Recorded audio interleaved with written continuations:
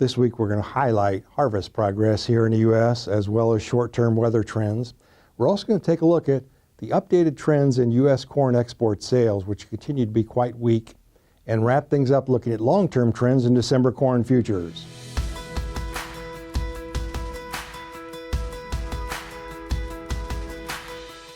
Hi, this is Brian Basting with Advanced Trading.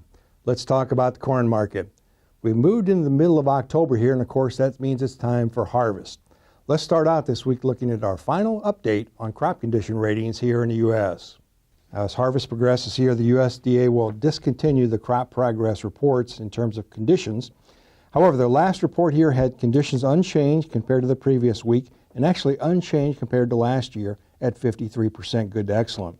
You can see there's some variation across the Midwest. We did see some deterioration across Illinois, Minnesota, and Wisconsin, but some modest improvement in Iowa, Nebraska, as well as South Dakota.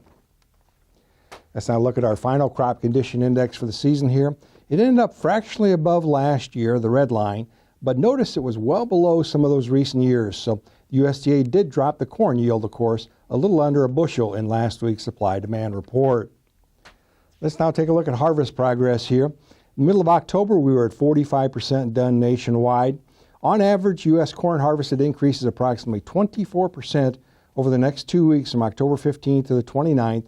So weather permitting, we'll be pushing 70% by the end of the month. Speaking of weather, let's take a look at the short-term trends in the U.S. as well as South America. Our slides this week, as usual, are courtesy of T-Storm Weather. We're starting out here looking at the next 7 days across the U.S. here. Very little rain, as you can see, across most of the Midwest. The exception being that far eastern corn belt, but even there only light amounts. So it looks like it's going to be a good week for harvest progress. As we stretch over the next 2 weeks, we're looking at average amounts over most areas. That's depicted by the yellow. A little bit wet actually in the west. The implication there is that we are seeing some rain possibilities increase next week. Let's switch gears now as our harvest progresses here in the U.S. to the planting conditions down in South America. We're going to start out looking at trends in Argentina. Now, of course, last year, Argentina experienced a drought and it really impacted their corn yields. This year, they're looking at conditions are still dry. However, there is supposed to be some heavy rain moving through this weekend, 3/4 to 1 3/4 inch of rain. Whether that breaks the drought or not, we're going to have to see, but it's something we'll monitor moving forward.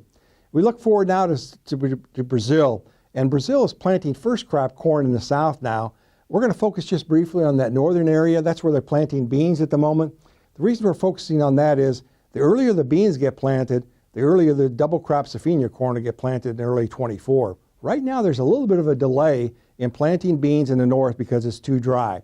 With this rain moving into the north, it looks like they'll start planting beans more aggressively later this month. Let's switch gears now and look at export trends in corn. Now we're looking here at unshipped sales of U.S. corn here. As of the first week in October, here's a key point we want to highlight. U.S. corn sales to China have been virtually non-existent so far in the 23-24 crop year, as imports from Brazil have increased markedly. So we don't have that pull from China that we've had each of the last 3 years. Let's wrap things up this week looking at long-term trends in December corn futures. Now, December corn this week, we're highlighting it with these 223 corn near $4.90 a bushel. As harvest progresses here and we're in that crop insurance period, we strongly encourage you to work closely with your trusted risk management advisor to manage these bushels that you're harvesting.